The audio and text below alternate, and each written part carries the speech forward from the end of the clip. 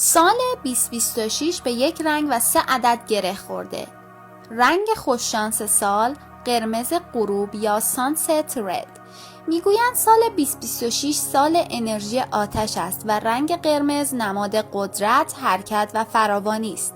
داشتن چیزی قرمز همراهت مثل یک کاغذ کوچیک در کیف پول یا والپیپر قرمز در گوشی نماد توجه و تمرکز بر انرژی مثبت و ثبات مالیت خواهد بود. 3 عدد قدرتمند 3، 6، 9. این 3 عدد در بعضی باورها نماد جریان انرژی هستند. 3 آغاز و خلق، 6 حرکت و جریان، 9 اوج و تکامل. گفته می شود اگر هر روز قبل از خروج از خانه این اعداد را زیر لب تکرار کنی به تو یادآوری می کند روی هدفها، نظم و انرژی مثبتت متمرکز بمانی. مانترای 2026: محافظت، تمرکز و گشودگی. 1 سال برای ساختن، جریان داشتن و رسیدن.